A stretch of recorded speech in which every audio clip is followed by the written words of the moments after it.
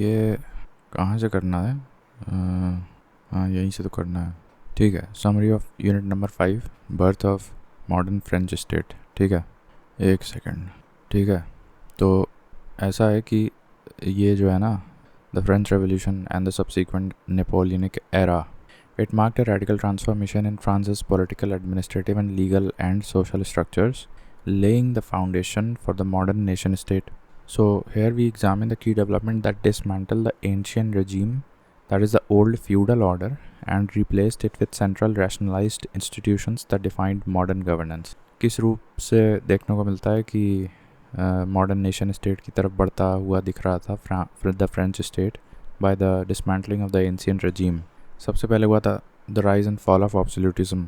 तो इसमें सबसे ज़्यादा इनको लुई द 14 को यहाँ पे देखा जाता है। French absolutism which was exemplified by Louis the 14 emerged as a response to peasant revolts and feudal instability. The monarchy centralized power by weakening the noble authority. देखो, मोनार्की से यहाँ हम लोग रेफ़र कर रहे हैं लुई द 14 को, और नोबल अथॉरिटी को हम लोग यहाँ से मतलब होता है जो टॉप नॉच ऑफिशियल्स होते हैं of army, police, other administrative positions, जज, तो वो नोबिलिटी में आ गए।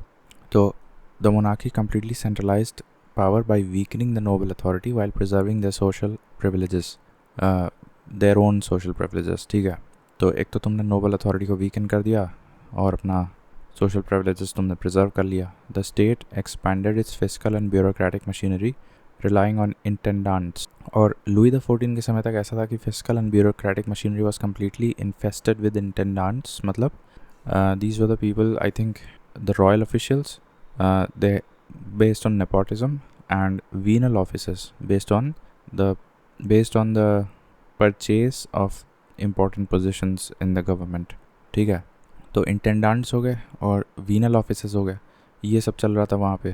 फिजिकल और एडमिनिस्ट्रेटिव मशीनरी में टोटली इन्फेस्टेशन था इन दोनों प्रकार के पर्सनल का, under the rule of Louis the 14।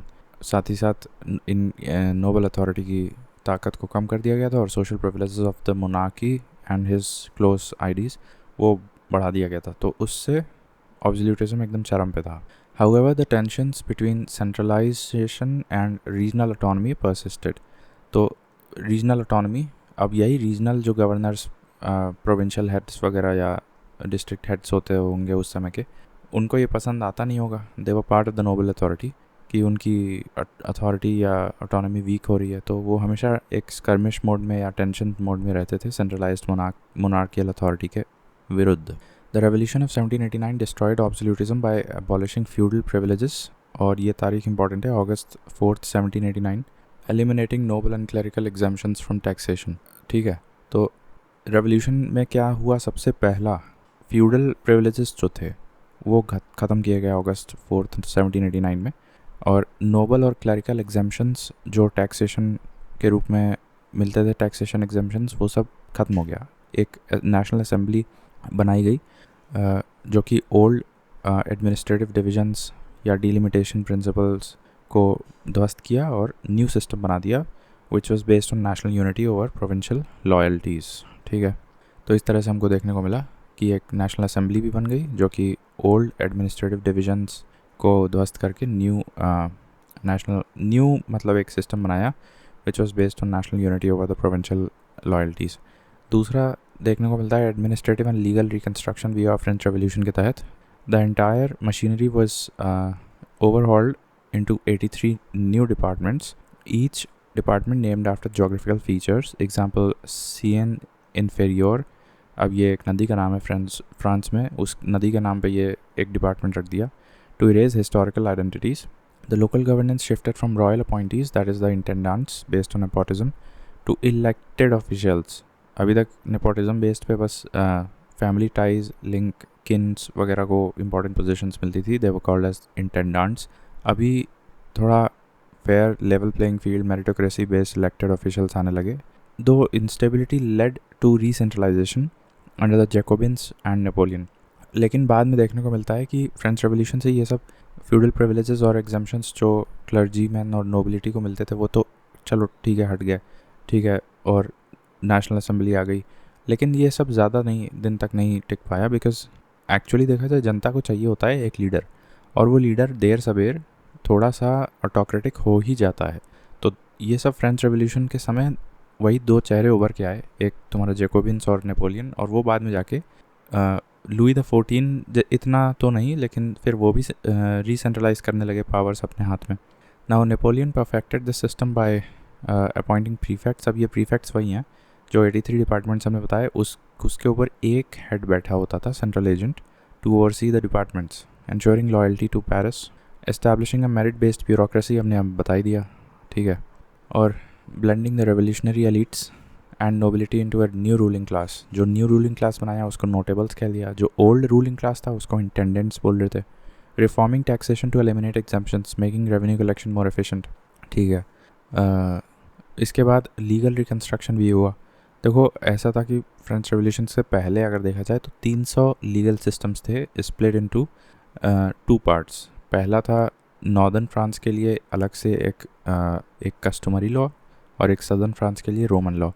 तो बाद में इन सबको मर्ज वर्ज करके ओवरऑल करके नेपोलियन एक सिंगुलर नेपोलियनिक कोड बना दिया गया 1804, just like we have our CRPC type of code, ठीक है।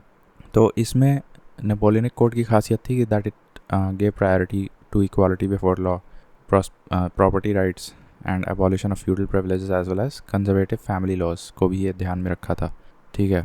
तो डिवोर्स, हालांकि ये अच्छा फीचर नहीं है, बट नेपोलियनिक कोड में भी डिवोर्स वगैरह अलाउड नहीं था, सबऑर्डिनेशन ऑफ वुमेन को नॉर्मल माना जाता था, ठीक है। Now this Napoleonic code spread across entire Europe, influencing Belgium, Holland and beyond, ठीक है। सबसे इम्पॉर्टेंट हुआ था रिलीजन एंड कॉन्कॉर्डेट। इस पर सीधा सवाल आता है। इसमें एक कानून का नाम याद रखो बस, civil constitution of the clergy 1790, ठीक है। ये बहुत इंपॉर्टेंट है when we are talking about concordat. The revolution initially attacked the Catholic church, seizing its lands and enforcing secular policies. The civil constitution of the clergy 1719 was passed under Napoleon, which turned the priests into state employees.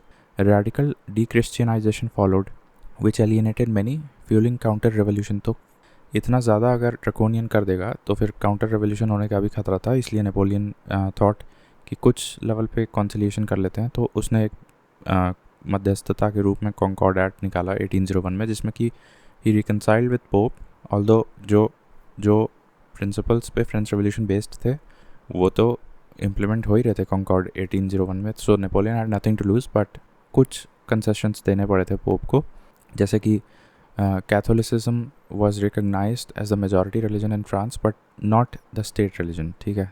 चलो कुछ तो lollipop पकड़ा दिया church को। Protestants and Jews were given state protection, और the church accepted the republic, that is the legitimacy of the rule of Napoleon under a republic type of polity, and weakening the royalist resistance of जो old royalist मतलब structure था Louis वाला, वो कमज़ोर हो गया।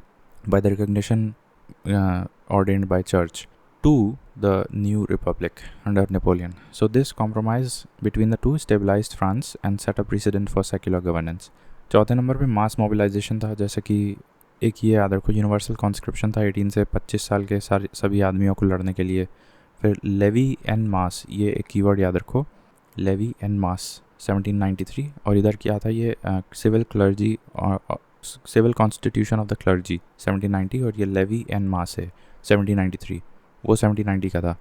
और concord 1801। Then civilians contributed to war efforts, जो पैरामिलिट्री सर्विसेज होती हैं जैसे कि सप्लाईज, मेडिकल केयर, उसमें सिविल लोग भी कंट्रीब्यूट कर रहे थे। प्रोपेगेंडा काफ़ी चरम पे था, प्रोपेगेंडा को बहुत अच्छे से इस्तेमाल किया जा रहा था पैट्रियोटिज़म, फ्रेंच नेशनलिज्म को बढ़ावा देने के लिए, ठीक है। Now this mobilization strengthened national identity and demonstrated the state's ability to command citizen loyalty. Then last में bureaucracy है, ये पूरी तरह से हालांकि सेंट्रलाइज तो अभी भी थी, बट उसको मेरिटोक्रेटिक बेस्ड बना दिया गया था, एंशियन रिजीम की तरह नहीं। अभी नोटेबल्स आ गए थे, इंटेंडेंट्स हट गए थे। Prefects occupied centrally important positions and they also managed conscription and suppressed dissent. एक बदलाव ये बहुत इंपॉर्टेंट आया, state services became the path to social mobility. Education reforms में एक इंपीरियल यूनिवर्सिटी बनाई गई थी 1806 में, और एक पॉलिटेक्निक बनाया गया 1794 में, और एक लाइसीस नामक एलीट सेकेंडरी स्कूल बनाया गया था। इन सभी में कॉमन बात यह थी कि ये फ्रेंच पैट्रियटिज्म, नेशनलिज्म को भी बढ़ावा दे रहे थे। तो कुल मिला के the revolution under Napoleonic reforms replaced feudalism with a centralised secular and bureaucratic state. और क्या दिए? प्रीफेक्ट्स दिए, नेपोलियनिक कोड आया, कॉन्कॉर्डेट आया, मास कंस्क्रिप्शन एंड नेशनलिज्म आया, state controlled education and meritocracy आ गया। Now these changes not only stabilized France but also inspired modern governance worldwide. The unit underscores how institutional innovation during this period defined the modern nation state, balancing authority, unity and efficiency while navigating revolutionary ideals and practical governance. अब इसके बाद अगली unit में है जो violent part of the French revolution है वो, ठीक है, द रेडिकल रेवोल्यूशन पार्ट। तो अभी पिछले में हम देख ही चुके थे कि ये द फ्रेंच रेवोल्यूशन में एंशियन रिजीम गिर गया और लिबर्टी, इक्वालिटी, फ्रेटर्निटी पे बेस्ड वैल्यूज़ का डिसमिनेशन हुआ।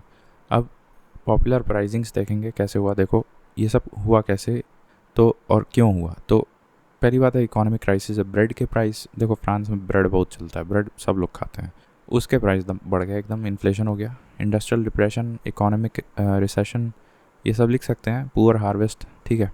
और पेजेंट्स जो थे वो हमेशा फ्यूडल लॉर्ड्स से अपना लड़ते ही रहते थे due to forcible land enclosures, while urban workers protested unemployed and inflation. ये भी एक, ये सब मेजर प्रॉब्लम्स हैं, लिख सकते हैं, जेनरिक हैं। स्टेट बैंक्रप्सी है एक इम्पॉर्टेंट पॉइंट है। फ्रांस के ऊपर बहुत बड़ा डेट क्राइसिस आ गया था, उसको मैनेज करने के लिए लुई XIV ने एस्टेट्स जनरल बना दिया था 1789 में। The nobility's refusal to tax themselves further exposed the systemic inequality. Estates General basically एक तरह से टैक्सेशन बॉडी थी कह सकते हैं, और लेकिन नोबिलिटी को उसके परव्यू से बाहर रख दिया। देन एनलाइटनमेंट आइडियाज़ की बात करें तो फिलोसफर्स लाइक द रूसो और उसके जो काम है social contract inspired demands for popular sovereignty and equality. तो ये तो देखा गया रीजंस या कॉजेज़ बिहाइंड द रेवोल्यूशन, ठीक है। इसके बाद रेवोल्यूशनरी ब्रेक थ्रू की अगर बात करें 1789 से 91 के बीच, तो पहले नेशनल असेंबली बना, फिर जो कि डिसमेंटल किया था एंशियन रजीम। तो वो जो था ना जून 1789 में बना था via the tennis court oath. फिर स्टॉर्मिंग ऑफ द बेस्टाइल हुआ था, ये जुलाई में हुआ था 1789 में। और रॉयल फोर्ट्रेस जो था that was seized by the working class and people's power का यहाँ पे देखने को मिला था। तीसरे नंबर पे अबॉलिशन ऑफ फ्यूडलिज्म, ये तो हम जानते ही हैं। ऑगस्ट डिक्रीज याद रखो बस, 1789 में कई ऑगस्ट लॉज आए थे which curtailed the aristocratic privileges, while the Declaration of the Rights of the Man 1789 में civil liberties आई। October days याद रखो, they were the mobilization and marches led out by the women demanding bread prices को सही करने के लिए और political rights, political enfranchisement rights के लिए, लेकिन उस ज़्यादा सक्सेसफुल नहीं था। तो ये कुछ इंपॉर्टेंट पॉइंट्स हैं। नेशनल असेंबली का बनना, tennis court oath, storming of the Bastille, royal fortress का सीज होना, अबॉलिशन ऑफ फ्यूडलिज्म उसमें August decrees, and the rights of the man, declaration of the rights of the man 1789 वो भी अगस्त में आया था। और वुमेंस रोल में political enfranchisement rights of demanding the fair price of breads and grains. उसके बाद रेडिकलाइजेशन एंड रिपब्लिकनिज्म का भी एक रीज़न था। देखो लुई XVI हार गया था 1791 में। लुई XVI लड़ भी रहे थे ऑस्ट्रिया से, ठीक है, और हार गए दोनों में। मतलब 1791-92 में मोनार्की यानी लुई XVI कहीं फॉरेन वॉर्स में लड़ रहे थे, उसमें हार गया। दूसरी चीज़ सितंबर में मैसेकर्स करवा दिया था लुई XVI ने, और सितंबर massacre 1792 and the king's execution 1793 marked the shift to republic. 1793 में तो किंग्स का बाद में चल के लुई को मार ही दिया गया था सर काट के, ठीक है। तो लुई XVI 1791 फेल्ड फाइट और ऑस्ट्रिया से हार गए थे लड़ाई में। सितंबर में मैसेकर्स वगैरह करवाए थे 92 में, and the king's execution in 1793 mark the shift to a republic. फिर जैकोबिन्स मैंने बताया था थोड़ा सा एक्सट्रीम लीडर बन गया था। और सैंस-क्यूलोट्स क्या हैं, देखो जैकोबिन्स एंड सैंस-क्यूलोट्स। मॉन्टेगनार्ड्स की अगर बात करें, they were the radical ones, radical Jacobins allied with the sans culottes, they were the urban poor. तो जब भी रेडिकल आइडियोलॉजी वाले लीडर्स जिनको हम फ्रेंच कॉन्टेक्स्ट में मॉन्टेगनार्ड्स बोल रहे हैं, वो अर्बन पुअर या सिंपली पुअर लोगों से मिल जाते हैं, तो पुअर लोग बड़ी आसानी से जो है मोबिलाइज हो जाते हैं। तो radical Jacobins, they were the Montagnards, वो कुछ भी करके अपना मोबिलाइज कर लिए सैंस-क्यूलोट्स को यानी कि अर्बन पुअर को, और फिर बहुत मास स्केल पे डिमांड होने लगी प्राइस कंट्रोल्स और यूनिवर्सल मेल सफराज के लिए। तो ये अच्छा पॉइंट है, ठीक है। फिर रेन ऑफ टेरर, ये भी बहुत इंपॉर्टेंट है लिखना। 1793 में देखो एक और रेडिकल पर्सन था और रोबस्पियर, और वो एक कमेटी का हेड था, कमेटी ऑफ पब्लिक सेफ्टी। वो इतना मतलब मोनार्की से इतना ज़्यादा मतलब डिमांड वगैरह रखता था through violent and very brutal means, ठीक है। जो भी मतलब मोनार्कियल या फ्यूडल एक्सेसेस होते थे नॉर्मल पीपल पे, तो ये जो बंदा था रोबस्पियर, वो मतलब कत्ले आम पे आ जाता था बिल्कुल। स्टेट एजेंट्स वगैरह, मोनार्कियल एजेंट्स को मार ही डालता था, ठीक है। तो और या फिर जो विचारधारा अलग वाले भी थे, कॉमनर्स थे, but they were having different ideologies, French revolution के जो एडवोकेट नहीं करते थे उनको भी मार देता था। तो रेन ऑफ टेरर ये था एक ऑर्गेनाइजेशन जिसका हेड था रोबस्पियर, इसका भी काफ़ी योगदान रहा था। तो फिर कमिटी ऑन पब्लिक सेफ्टी, तो आफ्टर द मोनार्क्स डेथ ये कुछ प्रमुख बॉडीज़ थी, जैसे जैकोबिन्स ने कुछ इंपॉर्टेंट पोजीशन धारण की, नेपोलियन तो था ही, committee on public safety led by Robespierre, ये भी कुछ कर रहा था काम बढ़िया। ये कुछ छोटे छोटे ऑर्गेनाइजेशन थे, कुछ सक्सेस पाके थोड़ा सा फेयरली लार्जर पॉलिटिकल बॉडी के रूप में या एक बॉडी के रूप में उभर के आए थे इन दी आफ्टरमैथ ऑफ फ्रेंच रेवोल्यूशन, ठीक है। तो हाँ, इसके बाद थर्मिडोरियन रिएक्शन एंड द डायरेक्टरी हुआ था, ये आफ्टरमैथ था, रिजल्ट ऑफ फ्रेंच रेवोल्यूशन। तो 1794 के आसपास रोबस्पियर को भी मार दिया गया और उसके मरने से फिर थर्मिडोरियन रिएक्शन आया और एक डायरेक्टरी गवर्नमेंट बन गई थी। डायरेक्टरी गवर्नमेंट एक मतलब मॉडरेट्स कह सकते हैं, मॉडरेट्स कंजर्वेटिव की द्वारा बनाई गई गवर्नमेंट थी। 5 man executive bicameral legislature, और वो प्रॉपर्टी बेस्ड वोटिंग राइट्स को एडवोकेट करके फ्रेंच सफराज देते थे। So this body directory government assumed responsibility of the further administration, और उसमें बाई कैमरल लेजिस्लेचर था, 5 मैन बॉडी थी, एग्जीक्यूटिव बॉडी थी, प्रॉपर्टी बेस्ड वोटिंग कर दिया था, हालांकि अभी भी पुअर्स को एक्सक्लूड कर दिया था गवर्नमेंट फॉर्मिंग प्रोसेस वगैरह से। कुछ पॉलिटिकल पार्टीज़, मॉन्टेग्नार्ड्स हम बता ही चुके हैं, गिरोंडिन्स देख लो, ये देवर द मॉडरेट रिपब्लिकन्स, बोर्जियोई इंटरेस्ट्स को इम्प्लीमेंट करते थे। मॉन्टेग्नार्ड्स रेडिकल्स थे, ठीक है, पॉपुलिस्ट रिफॉर्म्स को फुलफिल करते थे। और फेउइलान्स जो थे ये कॉन्स्टिट्यूशनल मोनार्किस्ट थे, जो कहते थे कि किंग को रहने दो but king will retain his position, but जो पॉपुलर डिमांड्स हैं जैसे डिसमेंट या मतलब एंशिएंट रिजीम और फ्यूडलिज्म प्रिविलेजेस, ये सब हम हटा देंगे बट किंग को रहने दो, तो वो लोग फ्यूलान्स थे। फिर लेगेसी ऑफ द रेवोल्यूशन क्या मिला इससे करके? Democratic principles like secular meritocracy, nationalism, liberty, equality, fraternity, ठीक है, वही सब है, ये सब आ गया। कॉन्ट्रडिक्शंस क्या है? वाइल इट प्रॉमिस्ड इक्वालिटी, देखो आपने बताया डायरेक्टरी गवर्नमेंट में वोटिंग राइट्स केवल उसी को मिले थे जो रिच थे, ठीक है, लैंड ओनर्स थे, प्रॉपर्टी ओनर्स थे। While it promised equality, women slaves and the poor were often excluded, ठीक है। और लेकिन फिर भी कुछ हद तक काम किया सेक्युलरिज्म, मेरिटोक्रेसी, नेशनलिज्म और ये सब वैल्यूज़ इन्फ्यूज़ करने में, लेकिन कुछ फैक्शंस भी बन गए, जैसे हमने बताया रेडिकल आइडियोलॉजीज़ वाले मॉन्टेग्नार्ड्स, फिर मॉडरेट वाले गिरोंडिन्स, और ये भी एक रेडिकल था, रेन ऑफ टेरर। तो मतलब लिबरल्स और फिर फ्यूलान्स थे, कॉन्स्टिट्यूशनल मोनार्कीज, दे वर समवॉट लिबरल। तो लिबरल्स, कंजर्वेटिव्स एंड सोशलिस्ट्स, रेडिकलिस्ट्स, इन सब के बीच क्लैश बनने लगा, ठीक है। जो लोग थोड़े बहुत सक्सेसफुल हो गए थे by in the form of making some sort of political bodies, वो फिर धारण कर लिए लिबरल, कोई एक धारण कर लिया सोशलिस्ट, कोई कंजर्वेटिव, कोई रेडिकल, और ये आपस में फिर लड़ने लगे, तो थोड़ा फैक्शनिज्म हो गया था, ठीक है।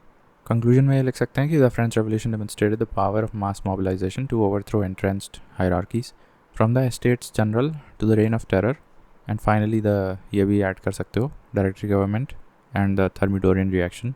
लेकिन Thermidorian reaction and the directory government was rather led by conservative moderates, वो भी बहुत अच्छे नहीं थे, ठीक है। It reshaped politics by legitimising popular sovereignty and rights based governance. However, its trajectory from idealism to violence to conservative backlash revealed the tensions between democracy and stability, leaving a complex legacy for modern nation states. तो जैसे बताया हम कि सबसे starting में idealism था, फिर violence आया, रेन ऑफ टेरर वगैरह, ठीक है, फिर बाद में कंजर्वेटिव बैकलैश, डायरेक्टरी गवर्नमेंट बन गई। तो कुल मिला के द ट्रजेक्टरी जो थी हमारी रिवील्ड कि टेंशन्स तो हमेशा एग्जिस्ट करेंगे और डेमोक्रेसी में और स्टेबिलिटी में, living a complex legacy for the modern nation states. तो यहाँ से देखो क्या क्या पड़ा, इकोनॉमिक हार्डशिप हुई, इनलाइटनमेंट आइडियाज़ वगैरह थे रूसो वगैरह के, तो जो फ्यूल किए थे रेवोल्यूशन को। फिर पॉपुलर अपराइजिंग हुई, Bastilles, storm of the Bastilles, October days, forced radical changes, reign of terror का भी योगदान था, underscored the revolution's violent extremes, the directly mark the return to elite rule, paving the way for Napoleon. ठीक है, बाद में फिर paving the way for Napoleon. ठीक है, then revolution's ideals, liberty, equality and divisions, class, gender remain relevant today. तो ये हो गया। ठीक है, ये यूनिट 2 कैसे है? ये हमने कौन सी पढ़ी? यूनिट नंबर 4 नहीं, कौन सी है ये? यूनिट 4। यूनिट 5 और 4 हो गया। ठीक है, अब हम जा रहे हैं ये करने, ये क्या है? यूनिट 2 कहाँ गया यार? ये है पॉलिटिकल ट्रांजिशन इन ब्रिटेन 1780 से 1850 के बीच। ठीक है, transition in political transition in Britain 1780 से 1850। तो ये हम लोग किए नहीं है क्या अभी? शायद नहीं किए हैं। ठीक है, तो ये क्या है? ये यूनिट नंबर 2 है हमारी, पॉलिटिकल ट्रांजिशन से ब्रिटेन में, पॉलिटिकल ट्रांजिशन इन ब्रिटेन 1780 से 1850। ठीक है, नाउ बिटवीन 1780 एंड 1850, ये पीरियड याद रखना चाहिए। Britain underwent profound political and social transformations driven by industrial revolution.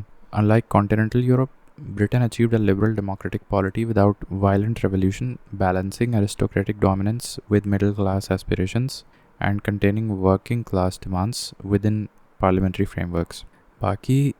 बाकी हिस्से जो यूरोप के थे उससे ब्रिटेन का सिचुएशन अलग कैसे था? अलग इस प्रकार से था कि ब्रिटेन ने जो भी अचीव करना था उसने अपना लिबरल डेमोक्रेटिक पॉलिटी से अचीव कर लिया without any sort of violent revolution.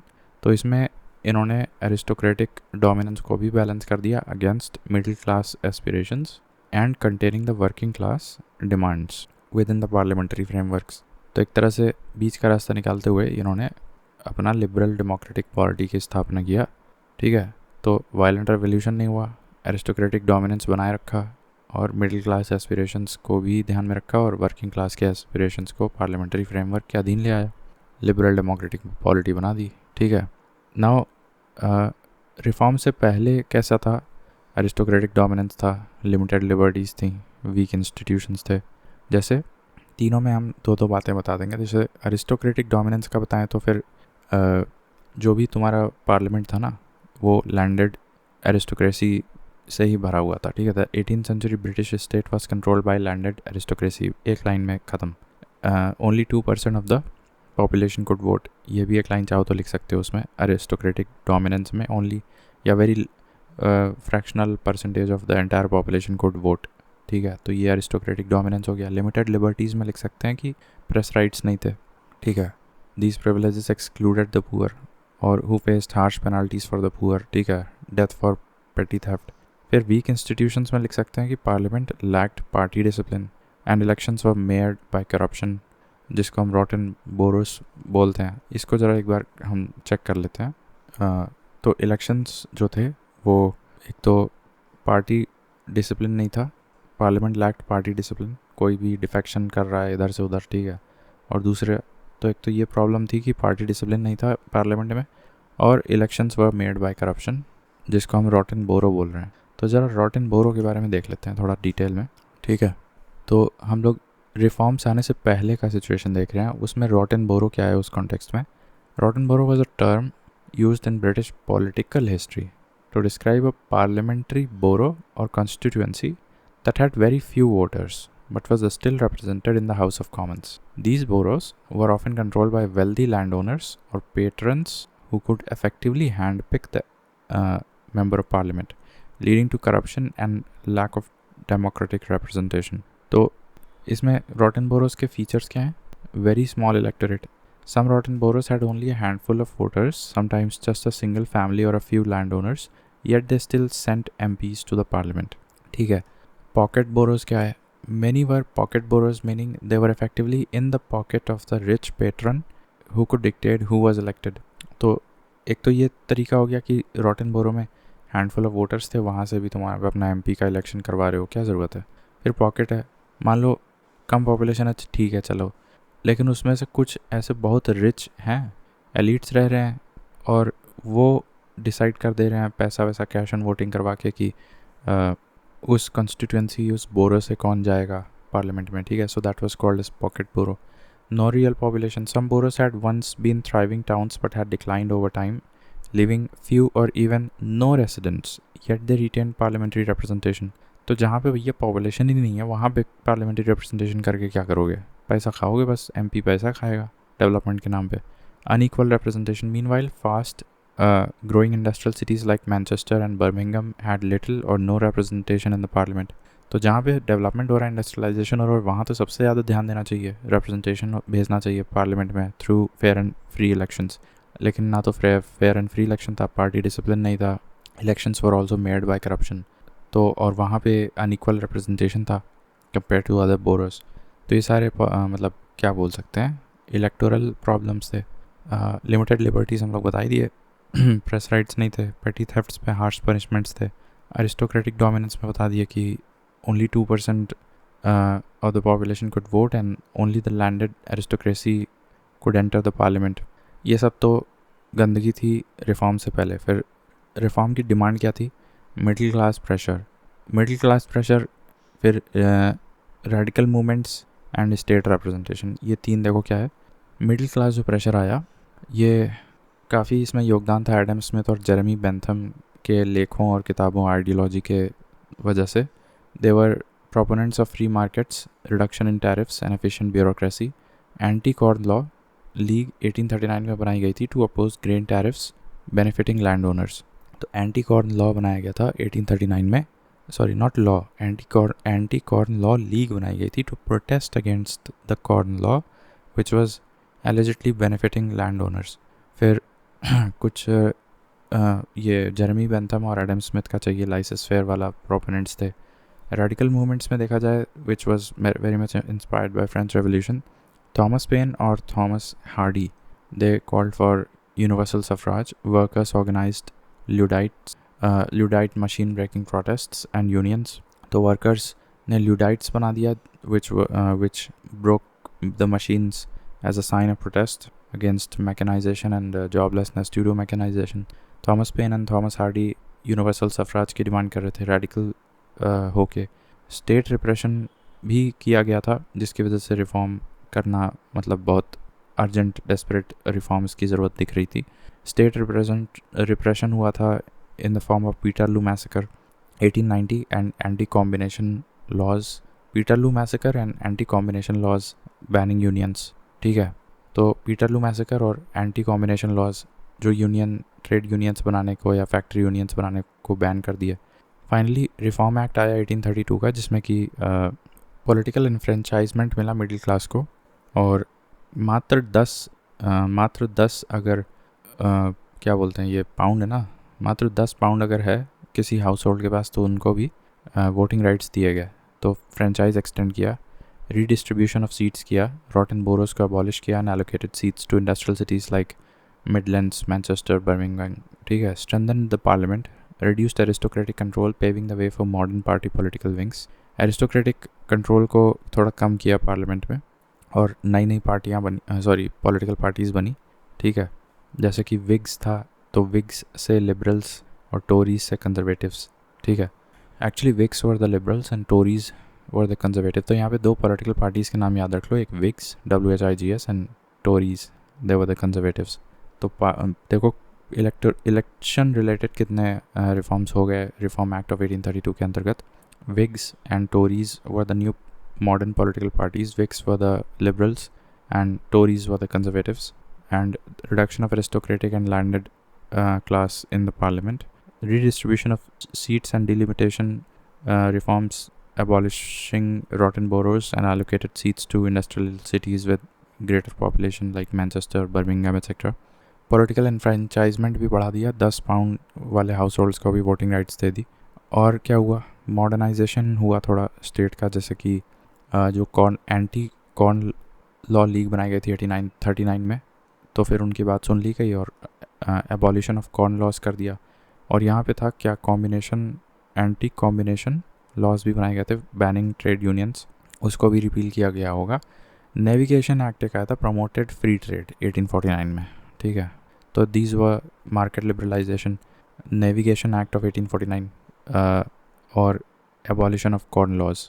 फिर वेलफेयर मेजर में ये सारे आए, फैक्ट्री एक्ट आया, माइंस एक्ट आया, चैडविक सैनिटेशन स्कीम्स आई, ठीक है। Factory act, mines act, Chadwick sanitation scheme आया, ये सब हुआ वेलफेयर मेजर्स में। पब्लिक हेल्थ के लिए आया था Chadwick sanitation scheme. Working class के लिए एक चार्टिज़म आया 1838 से 48 की। The people's charter demanded universal suffrage, secret ballots and workers rights despite mass petitions and protests, parliament rejected it. फिर labour aristocracy, skilled workers shifted to trade unions and cooperatives जैसे कि Rochdale pioneers, abandoning revolutionary aims. Working class के movements में labour aristocracy क्या है ये देख लो, Rochdale pioneers. Alright, तो हमने ये चार्टिज़म देखा। वर्किंग क्लास के लिए चार्टिज़म का डिमांड आया, पीपल्स चार्टर, हालांकि वो इम्प्लीमेंट नहीं हुआ पार्लियामेंट के तहत।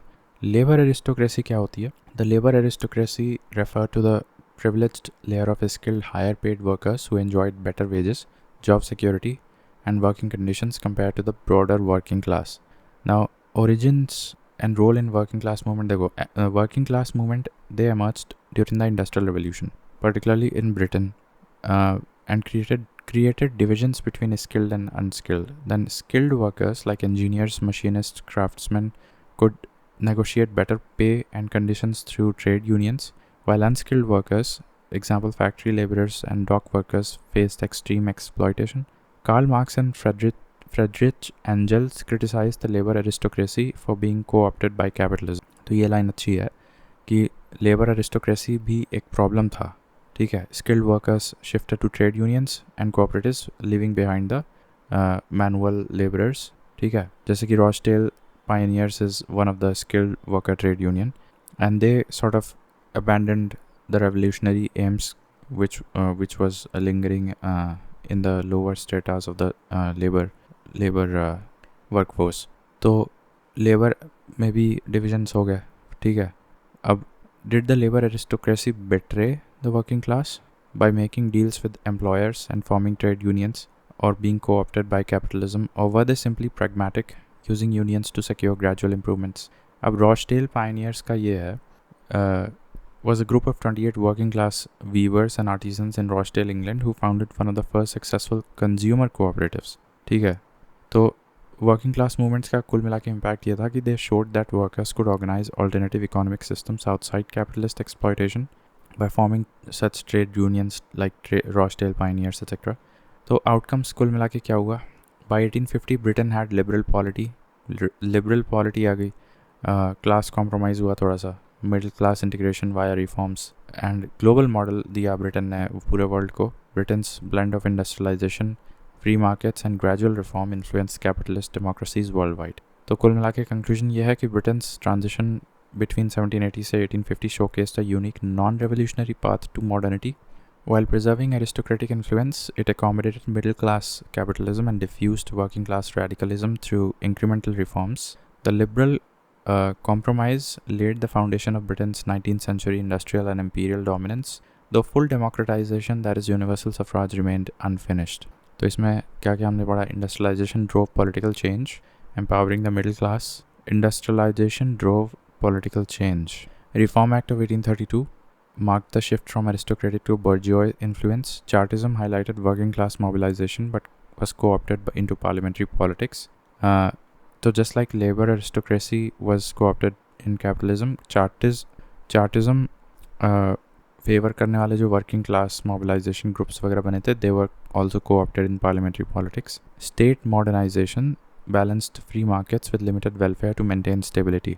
तो ये हो गया हमारा इंडस्ट्रियल क्या बोलते हैं, पॉलिटिकल ट्रांजिशन। ज़्यादातर यहाँ बातें पॉलिटिकल हुई हैं, ठीक है, but they are somehow linked to the success of the industrialisation. Now ये पहला वाला यूनिट आ गया, modern state in politics. So ये भी देख लेते हैं। The modern European state emerging in the 15th century is characterized by unprecedented centralized power and ability to mobilize population. Unlike pre-modern states which relied on sporadic displays of authority, through taxation and warfares, modern states penetrate all aspects of life. Modern states penetrate all aspects of life through bureaucracy, nationalism and democratic legitimization. ये तीन शब्द रट लो एकदम। Unlike pre-modern states, which relied on taxation and warfare tactics to, give its reach, increase its reach among the masses, the modern states penetrate all aspects of life through bureaucracy, nationalism, and democratic legitimization. This unit explores three pillars of modern politics: direct rule, nationalism, and democratic governance. Direct rule and bureaucracy क्या होता है? Modern states replaced the feudal fragmentation with centralized authority, exemplified by absolutist monarchs like Louis XIV of France and Peter the Great of Russia. तो modern states replaced the feudal fragmentation. Feudal system क्या था कि जहाँ पे एक centralized authority थी, which was further exemplified by absolutist monarchs. ठीक है, तो give me two examples of absolutist monarchs. तो फिर Louis XIV of France and Peter the Great of Russia, ये प्री मॉडर्न स्टेट्स के मोनार्क्स थे जिनके पास कंप्लीट सेंट्रलाइज्ड अथॉरिटी थी. अब इसमें इनोवेशन क्या आया? ब्यूरोक्रेसी आ गई मॉडर्न स्टेट्स में. Bureaucracy was rule bound administrative system. It was a professionally hierarchical system and it replaced the personalistic governance. Officials were selected for expertise not through lineage. These professionals ensured efficiency and predictability in administration especially. Then monopoly on violence. Only the state could maintain large standing armies and advanced weaponry, eliminating private feudal armies. Private feudal armies का बिल्कुल ख़त्म हो गया because अब केवल state ही large standing armies बना के रख सकता था. Expanded state functions. Modern state regulate मतलब सिर्फ टैक्सेशन और वॉरफेयर नहीं था, अब वो रेगुलेट कर रहे थे एजुकेशन भी, वेलफेयर भी, हेल्थ भी, फैमिली तक, सोशल जस्टिस एक्सेट्रा सब कुछ कर रहे थे. तो ये आ गया मॉडर्न स्टेट्स की कुछ खासियत. So despite its absolutist power, the modern state claims legitimacy through democracy. अब ऐसा नहीं है कि मॉडर्न स्टेट्स में सेंट्रलाइज्ड अथॉरिटी नहीं होती है, but they somehow are successful enough in hiding that centralised absolutist autocratic power through exercises like regular, free and fair elections and democratic setup, masking its control under popular consent. ये line important. Masking its consent under populist या popular consent. Masking its control under popular consent. Masking its control या masking its authority या autocracy under popular consent. दूसरा topic है nationalism and nation state. So nationalism emerged as a tool to unify populations under state control. Nationalism से क्या होता है? Cultural homogenization होता है, नेशन बिल्डिंग होता है, और जो नेशनलिज्म को अडॉप्ट नहीं करेगा वहाँ पे फेलियर हो जाएगा और क्या हो जाएगा? मल्टी एथनिक एम्पायर्स बन जाएंगे. जैसे कि स्टेट्स, अब नेशनलाइजेशन से कल्चरल होमोजेनाइजेशन होता है. कल्चरल होमोजेनाइजेशन कैसे होता है? By imposition of uniform language throughout the territory, by giving a certain type of doctrinal education right from the very beginning to students, and the same goes on with value systems. जैसे कि फ्रांस's suppression of regional languages like Breton. Nation building कैसे होता है? वही चीज़ है. पूरे Italy में Italy ने इटालियन जो है इम्पोज कर दिया था, उसी तरह से ब्रिटेन ने सभी पे मतलब सबको यूनाइट कर दिया था भाषा के तौर पे. इंग्लिश, स्कॉट्स एंड वेल्श सभी को एक भाषा से यूनाइट कर दिया. सिमिलरली इटालियन ने भी यही किया था. और जो ये नहीं करते हैं, such as the Austro-Hungarian and Russian empires, they collapsed because they failed to suppress the competing nationalism amongst the various ethnic groups within the territory, such as Czech and Ukrainian. Now, sovereign nation states theoretically equal engage in diplomacy to defend national interests, a core feature of modern politics. ठीक है, फिर ये democratic polity क्या होता है? So despite the centralised power, modern states adopt democratic frameworks such as representative democracy. Citizens elect their representatives who then govern independently between elections. Regular elections and pluralism legitimize or we can say tend to legitimize the system. Now, what is democratic legitimization? Even dictatorships like Hitler and Stalin mimic democracy via plebiscites or staged redundant elections to claim popular support. क्योंकि वो legitimization दिखाना ज़रूरी है. They have to mask their autocratic control under the consent of something as sane and pure as democratic election. Judiciary's role क्या है democratic polity में? देखो, independent courts होते हैं, example US Supreme Courts, judicial review, limit democratic excesses, protecting the individual rights, against the state over reach, तो ये भी एक फ़ीचर है. नाउ ये कॉन्ट्रडिक्शन छोड़ो, फिर सिटीजन्स एंड राइट्स के बारे में बात करते हैं. Modern politics hinges on rights rather than grants. ठीक है, modern politics is based on rights rather than grants, which is given by the rulers. Also, modern politics is based on mobilization. तो अब modern politics में players कौन होते हैं? Political parties होती हैं, उनकी अपनी एक आइडियोलॉजी होती है, या तो वो लेफ्ट आइडियोलॉजी होगी, सेंटर होगी या राइट होगी. सो मास पार्टिसिपेशन करवाते हैं. लेफ्ट क्या करता है? Which are like the socialists, they seek the revolution. The centre ones are the liberals और द मॉडरेट्स. मतलब पॉलिटिकल पार्टीज किस प्रकार की होती हैं? सेंटर वाले कौन होते हैं? सेंटर वाले मॉडरेट्स द चेंज. मतलब कोई बहुत ज़्यादा चेंजेस नहीं करेंगे, जो जरा मरा कर देंगे. दे आर प्रोपोनेंट्स ऑफ और advocates of the constitutional monarchy में बी. And the socialists, they seek revolution, they are called as the left. And the right are the conservatives, they resist upheaval and they just want to maintain the status quo. So इसके बारे में अभी हम और देखते हैं. पहले ये देख लो पब्लिक एक्टिविज़म क्या होता है. मॉडर्न स्टेट्स में ये भी एक देखने को मिलता है. देखो, सिटीजनशिप और राइट्स की बात तो मैंने कर ली. राइट्स मॉडर्न स्टेट्स में राइट्स होता है, ना कि ग्रांट्स होते हैं as in the aristocratic feudal times. और दूसरी चीज़, पॉलिटिकल पार्टीज से गवर्न होता है, मास पार्टिसिपेशन से गवर्न होते हैं modern states. And political parties 3 प्रकार के होते हैं, वो मैंने बता दिया. और पब्लिक एक्टिविज़म भी होता है. सो beyond political parties, mass participation is further carried out by the efforts of NGOs, unions and advocacy groups, pressure groups, activist groups, asserting rights against the state power. ठीक है, कुल मिला के कंक्लूजन ये है कि the modern state is a paradox. ये शब्द इस्तेमाल करना है. It centralizes power through bureaucracy and nationalism, yet legitimizes itself via democratic rhetoric. Its strength lies in mobilization, engaging citizens while controlling them.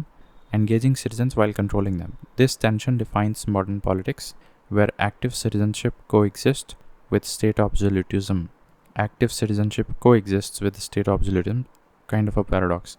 तो bureaucracy के बारे में देखा, enables state omnipotence. Nationalism देखा, homogenizes cultures to strengthen the state control. Democracy देखा, which is like a legitimizing facade of unmasking centralized power. And rights and mobilization देखा, to empower citizens but ultimately being co-opted by the state for political motives. ठीक है, the modern state's legacy is its ability to balance coercion with consent. ये line भी अच्छी है, और ये model अब ग्लोबली एक्सेप्टेबल भी हो चुका है. तो इसमें हमको देखना था कि ये देख लेते हैं एक बार डीप सीक से. तो कोई भी political party left wing party क्यों होती है? They think the teacher which is the government. मान लो गवर्नमेंट एक टीचर है और the teacher has the responsibility to make things fair. जैसे कि फ्री स्नैक्स दे देना सभी बच्चों को, longer swings for shorter kids, helping those who struggle. ठीक है, rules so big kids don't hog all the toys. ठीक है, कुछ इस प्रकार के. तो इस प्रकार की आइडियोलॉजी वाले को क्या बोलेंगे? टू जहाँ पे they have to make things fair and equitable, इनको हम लेफ़्ट बोलेंगे, या ऐसा कह लो सोशलिस्ट्स बोलेंगे. Centre party, let's share but also let kids who try hard get extra turns sometimes. ये इनकी फ़िलासफ़ी होती है. Let's share, okay, we will be sharing but will also be allowing the kids who try extra hard, show extra caliber, to have extra opportunities and rewards sometimes. So they mix ideas from left and right. ठीक है.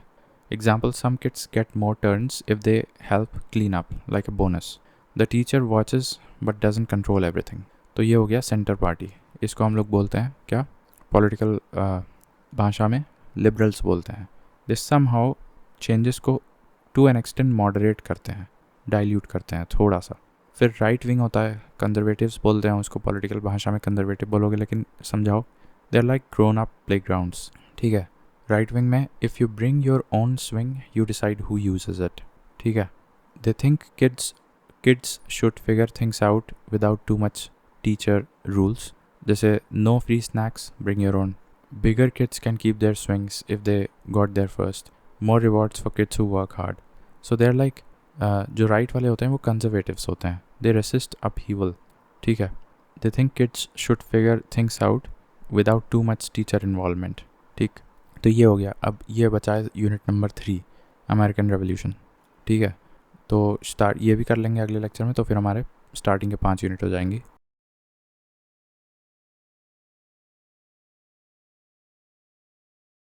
तो unit number 5, 4, 2 और 1 हो गया, 3 बचा। ये है American revolution. ठीक है, तो वैसे तो पढ़ चुके हैं वैसे वर्ल्ड हिस्ट्री में, लेकिन देख लेते हैं। द अमेरिकन रेवोल्यूशन कब की घटना है? 1776 की है वैसे। सो यह बोल सकते हैं broadly 18th century was a pivotal event that freed the American colonies from British imperial control। America में कॉलोनी कौन बनाया था? ब्रिटिशर्स ने। वो फ्रीडम पा गई थी, transforming the political and social fabric of the nascent United States. Unlike the French Revolution, it lacked radical social upheaval. हाँ, violence भी कम था, but established a republic, dismantling the monarchy and fostering a capitalist democratic society. क्या क्या मतलब differences French revolution से कैसे अलग था? उतना रेडिकल एलिमेंट नहीं था इसमें, हालांकि वायलेंस ज़रूर हुआ था और उतना ज़्यादा भी नहीं हुआ था। ठीक है, एक रिपब्लिक बन पाया by the dismantling of monarchy and fostering capitalist and democratic society। ठीक है, the revolution democratized American politics more profoundly than contemporaneous movements in Europe। और the intensity of democratization अगर बात करें तो यहाँ पे ज़्यादा देखने को मिला था compared to the contemporaneous democratic movements in Europe, setting the stage for nation's future and development। ठीक है, ये इंट्रोडक्शन हो गया। उसके बाद अमेरिकन सोसाइटी पहले कैसी थी जब वो कॉलोनी थी, तो या पहले कैसी नहीं थी, यूरोप से क्या फ़र्क था उसका, कैसे डिफरेंट था? वहाँ पे colonial America was distinct from Europe due to its lack of feudalism, rigid class structures and abundant land. Europe में ज़मीन की कमी है, अमेरिका में बहुत ज़मीन है। और फ्यूडलिज्म का the degree of feudalism was also come less infested in the American society even during the colonial age। The population grew rapidly, fueled by immigration and westward expansion। westward expansion? अच्छा ठीक है, तो पहले इधर उधर Boston और New York वाले मतलब क्या बोलें, ईस्टर्न कोस्ट पे मेरे ख्याल से ज़्यादा पॉपुलेशन पहले एक्सप्लोजन हुआ था, फिर उधर से वेस्ट तरफ बढ़ते गए। तो the population grew rapidly fuelled by immigration and westward expansion. Immigration and westward expansion हुआ, creating frontier society that valued individualism and egalitarianism. एक फ्रंटियर सोसाइटी बन गई that valued individualism and egalitarianism। Land ownership was widespread among white colonists, contrasting sharply with Britain's tenant-heavy system। However, dependencies like indentured servitude and slavery persisted। indentured servitude and slavery था एक deviation था Britain tenant system से कि land ownership was widespread among the white colonists, contrasting sharply with the Britain's tenant-heavy system। ये अगर एक second इसका हम पूरा एक्सप्लेनेशन ही पूछ लेते हैं, what do you mean by that statement? कौन सा statement? Explain simple. The statement ये जो लिखा है ना, land ownership was wide spread among white colonists, contrasting sharply with Britain's tenant heavy system. So Britain में क्या सिस्टम था कि most people did not own land, actually they rented, like paying to live in someone else's house forever। So that was the system more prevalent in Britain। A few rich landlords owned almost everything। ठीक है, मतलब हाँ ये है, मतलब सारी ज़मीन बहुत बहुत concentrated group of people में था, and most of the people were living on rent, and the land actually belonged to these very small elites, small percentage of elites। लेकिन American colonies like the US before independence में क्या था? Many white settlers owned their own land, like having their own house and farm, and this made them feel more independent than people back in Britain। तो ये फ़र्क था। ठीक है, white settlers मतलब even the British white settlers in the descendants of those या somehow universally white, मतलब कहीं के भी होंगे, Caucasians वगैरह कहीं से भी होंगे, they were the white settlers according to this line, and they owned their own land or houses, and this made them feel more independent than people back in Britain। So इसका significance क्या है? Land ownership gave colonists freedom and power। They did not have to obey a landlord। This helped fuel American Revolution because colonists wanted to keep their land and not let Britain control it। ठीक है, तो think of it like Britain, a few kids own all the toys and everyone else has to ask to play with those toys. So that was the story with Britain. Whereas colonies की अगर बात करें, जैसे India भी एक colony थी, America भी थी, lots of kids have their own toys colonies में. They don't want anyone taking them away, right? So that was the story. इस लाइन से हमको यही पता चलता है, land ownership was wide spread among white colonists. हाँ, contrasting sharply with Britain's tenant-heavy system. However, dependencies like indentured servitude and slavery still persisted. ठीक है, with half the colonial population legally unfree at one point, with half the colonial population legally unfree in the form of maybe slavery, वही होगा. Enlightenment ideas further eroded traditional patriarchal hierarchies, fostering a culture of contractual relationships and republican ideals. ठीक है, तो ये थोड़ा सा हमें Britain से कैसे अलग था. Pre revolutionary American society how was different than the British society, specially in terms of land ownership. और दूसरी चीज़ क्या है, हाँ यही एक पॉइंट था. दूसरा यह था कि सर्विट्यूड और स्लेवरी तो यहाँ भी थी. और फिर कॉजेज़ ऑफ रेवोल्यूशन देखो क्या है कि the revolution was sparked by British mercantilist policies. The revolution was sparked by British mercantilist policies such as the Navigation Acts. अब ये यहाँ भी आ गया, which restricted colonial trade and manufacturing to benefit Britain. तो Navigation Acts पूछ लेते हैं, right? Navigation Acts जो था ना, especially subjected to the British colonies. So the British Navigation Acts forced the colonies to trade only with Britain, using British ships, banning direct trade with other nations. They also taxed foreign goods heavily. मतलब अगर कहीं से गलती से कोई पहुंच भी जाता था किसी और देश से, तो उस पर इतना टैक्स लगा दो कि कोई खरीदेगा नहीं, hurting the colonial merchants and sparking resentment. तो यही होता है नेविगेशन एक्ट, ठीक है, which restricted colonial trade and manufacturing to benefit Britain only. Now अब तो एक तो ये नेविगेशन एक्ट हो गया. दूसरी चीज़ जो 7 ईयर वॉर हुई थी 1756-63 में के बीच, Britain imposed taxes like stamp act, Townshend acts to cover defence costs, igniting colonial resistance. तो ये भी कह सकते हैं कि exorbitant taxes were collected to compensate for the war defense costs during the 7 year war period. ये भी एक रीज़न था. Then economic depression आया था 1760s में, exacerbated the tensions as British credit dried up and local elites clashed with loyalists over independence. तो ये 1760 वही समय है 7 ईयर वॉर का. अब वॉर में इतना इंग्रॉस हो गया था ब्रिटेन की ट्रेजरी शायद डिप्लीट हो गई, जिसकी वजह से कि अमेरिका के जो स्लेव्स या कॉलोनीज़ थी, तो वो दे स्टार्टेड लोकल एलिट्स जो थे अमेरिकन, वो क्लैश करने लगे over independence. Then ideological shift हुए, fuelled by enlightenment thought and class consciousness among urban artisans, transformed resistance into a full-fledged independence movement by 1776. Revolutionary effects क्या हुए? The revolution dismantled monarchical and aristocratic structures with 20% of whites, that is loyalists, fleeing. States abolished primogeniture, expanded women's property rights, and liberalized divorce laws, reflecting broader social democratization. The war also politicized lower classes, as militias demanded democratic reforms like universal suffrage and elected officers. However, the revolution's promise of equality remained unfulfilled for enslaved Africans and marginalized groups. तो ये भी देख लेते हैं कि who were the loyalists in context of American Revolution. So the loyalists, also called as Tories, were American colonists who supported Britain during the American Revolution. They wanted to remain part of the British Empire and opposed independence. Oh, right. So they were also called as Tories and they were the loyalists. So they were the wealthy merchants, conservative farmers, royal officials, and some enslaved people who were promised freedom by Britain. So these Tories, many fled to Canada, Britain, or the Caribbean after the war. Their land was often seized. क्यों loyal रहते थे? Because some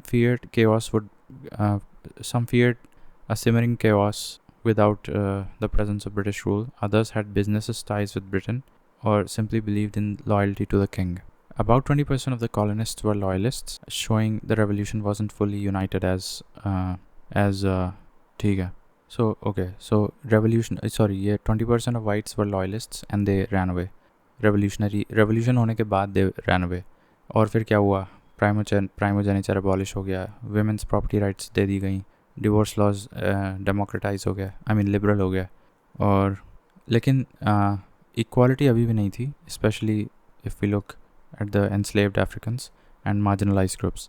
अब एक और effect कह सकते हैं, the Constitution 1787, the Articles of Confederation proved ineffective with a weak central government unable to tax or regulate commerce. So the Articles of Confederation 1781 से 87 तक आया था. Maybe one of the initial positive developments of the American Revolution in the aftermath of the revolution. But however positive it seemed during the initial days, it proved to be ineffective with a weak central government unable to tax or regulate commerce. So Articles of Confederation को हटाना पड़ा. और वो basically आया क्यों था, क्योंकि एक तरह से क्विक कॉम्प्रोमाइज़ था वो between the Federalists. Example, Madison advocated a strong national government to stabilize the economy. और एक थे Anti-Federalists, feared centralized power, demanding a Bill of Rights to protect individual freedom, which was later actually added in 1791. So जो Articles of Confederation था उसको मेरे ख्याल से इतना effective नहीं था, इसलिए Constitution आया था बाद में. Key features included separation of powers, federalism, and 3/5 compromise, which counted enslaved people as partial persons for representation, entrenching slavery politically. ये भी एक बहुत बड़ी प्रॉब्लम है, तो ये देखो इसमें जानने के लिए बहुत कुछ है. पहली बात तो ये the Articles of Confederation क्या था, and who were the Federalists and the Anti-Federalists, and what were their causes, and what was the 3/5 compromise. ठीक है, ये सब हम लोग पूछ लेते हैं. अरे यार. So the Articles of Confederation was the first constitution of United States adopted in the early 1777, ratified in 1781, that created a weak central government and gave most power to the states. ये एक अच्छी line है. In fact, I'd like to write that here. Articles of Confederation, the first. Right.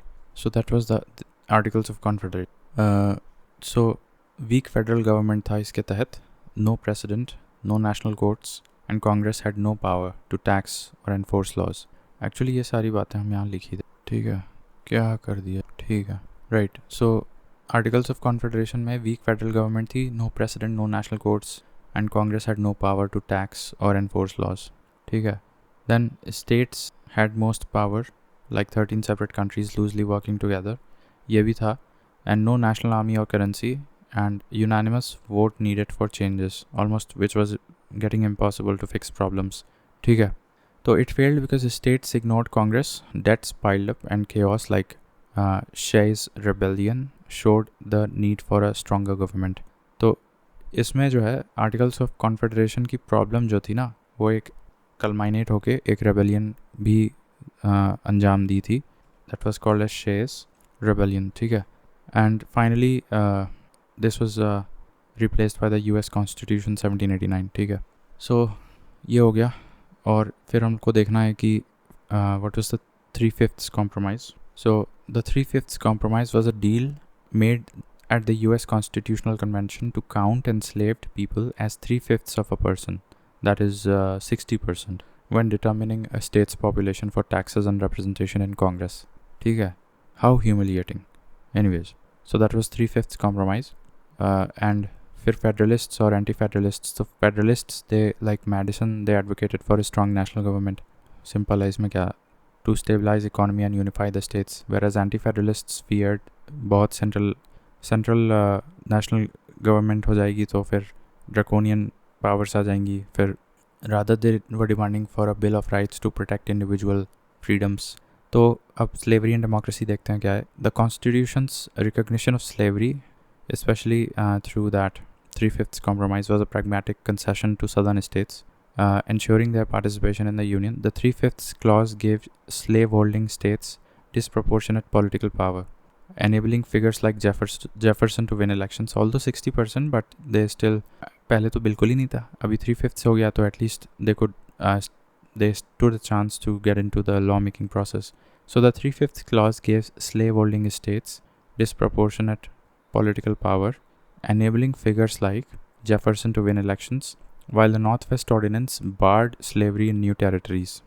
Northwest Ordinance, it barred completely slavery in new territories. The institution thrived in the South, becoming a divisive issue that culminated in the Civil War. ठीक है. Historians debate slavery's economic impact, with some arguing it hindered southern industrialization by limiting domestic markets. फिर Jacksonian democracy क्या है? ठीक है, Andrew जैक्सन्स presidency 1829 to 1837 symbolized the shift from elite republicanism to mass politics. मेरे ख्याल से उसी को जैक्सोनियन डेमोक्रेसी बोल रहे हैं. Let me go through that by AI. ठीक है, Jacksonian democracy and Northwest Ordinance क्या. सो पहले नॉर्थ वेस्ट ऑर्डिनेंस देख लो. It was a law for organizing new territories in the Great Lakes, Ohio Valley region.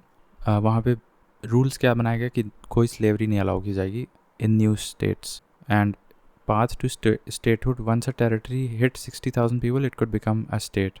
ठीक है, सो एक तो कोई स्लेवरी नहीं आएगी और पाथ टू स्टेटहुड प्रिस्क्राइब कर दिया, 60,000 होना चाहिए. And rights guaranteed, freedom of religion, trial by jury, public education, ये सब अलाउ कर दिया गया नॉर्थ वेस्ट ऑर्डिनेंस से. ठीक है.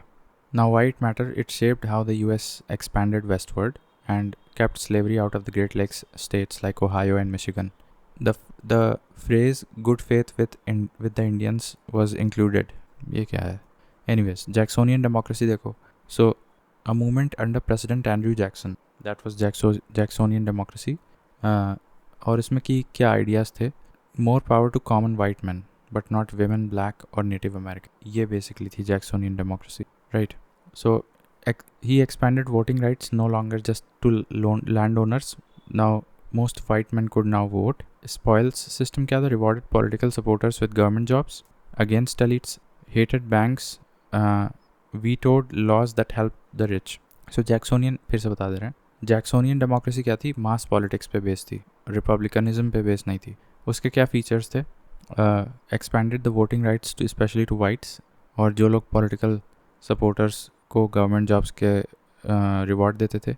अगेंस्ट एलिट्स था उनकी democracy, like they hated banks, vetoed laws that helped the rich, and forced the native removal. Trail of Tears 1830s, forced native removal, मतलब pushed the tribals to the western part. ठीक है. So it made the US more democratic for white men, fueled westward expansion often brutally. So Jackson's face is on the $20 bill despite him hating paper money. So Northwest Ordinance क्या था? Rules for fair expansion but not always followed. Jacksonian democracy, power to the white people but at others' expense. अच्छा, तो ये फ़र्क था. Rules for fair expansion किस में थे? Northwest Ordinance में थे. फिर से बता दे रहे हैं. Northwest Ordinance banned the slavery in new territories like Ohio and Michigan, और path to statehood उसमें प्रिस्क्राइब किया, 60,000 हो जाएंगे तो फिर तुम स्टेट बन जाओगे. Rights guaranteed, trial by jury etc. That was the Northwest Ordinance. And the institution thrived in South, becoming a divisive issue that culminated in the Civil War. जबकि Jacksonian democracy में तो Jacksonian democracy में whites को ज़्यादा कर रहे थे at the expense of the loss of other people.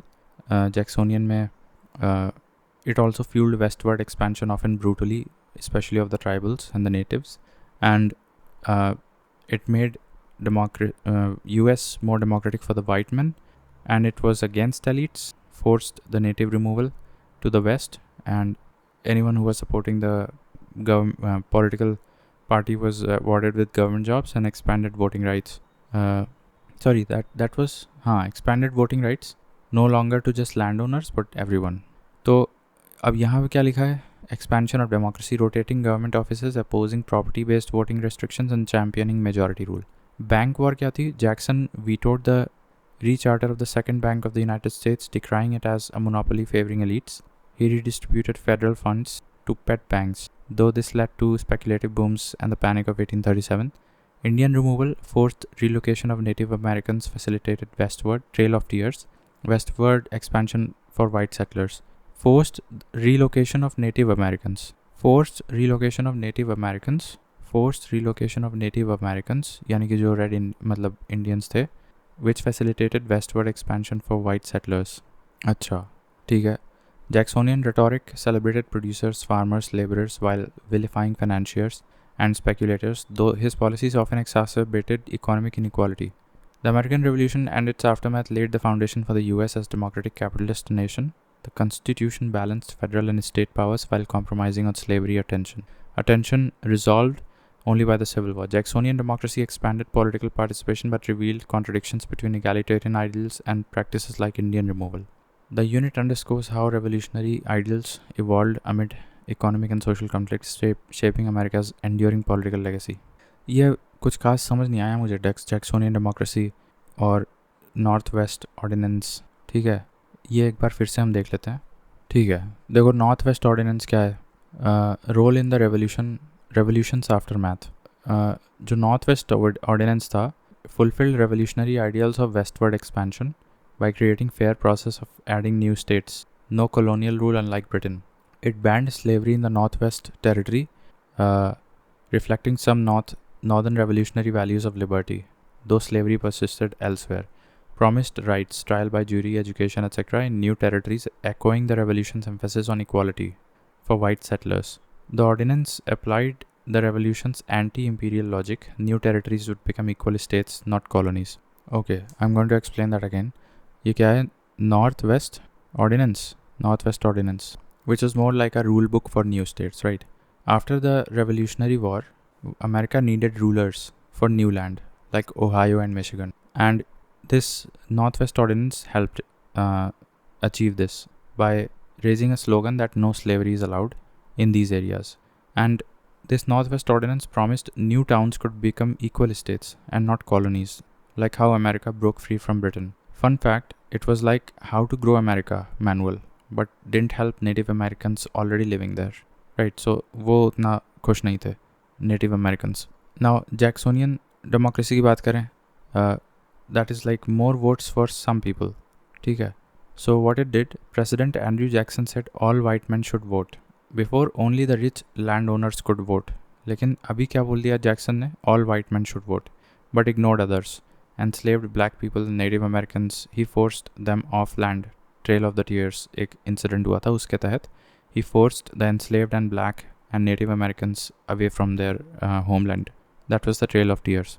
That was done by Jackson. So Jacksonian democracy said regular people should have power, but only if they were white men. Think of it like, Jackson and his supporters changed the rules to let all white men vote, not just wealthy landowners. That was one thing. But in this bid, they somehow neglected, or rather forced, negligence of the black and the enslaved. More voters as a result could vote. Before only white men who owned the land could vote, but now any white man, poor farmers, factory workers could vote. There was a spoils system. That means Jackson gave government jobs to his friends, like a kid picking teammates, and called spoils because it's like winning prizes. And Jackson hated big banks, though they helped rich people cheat the poor. Jackson thought that the big banks actually is made up of rich people who often cheat the poor. He vetoed the National Bank, then caused a money crisis. Then Jackson Trail of Tears क्या था? Jackson forced Native Americans off their land even after Supreme Court said no. Thousands died marching west, a huge betrayal of the revolution equality ideas. Revolutions ठीक है, वो हो गया paradox. So more regular people could vote, but bad side ये था कि only white men benefited, enslaved people, Native Americans and women were left out.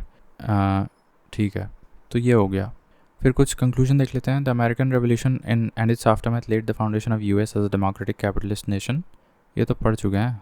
हाँ, की थीम्स क्या थी? Egalitarianism versus exclusion, democratic advances coexisted with slavery dispossession, centralization versus states' rights, federalists, anti-federalists debates persist in US politics, economic independence from mercantilism to market capitalism, economic policies defined political struggles.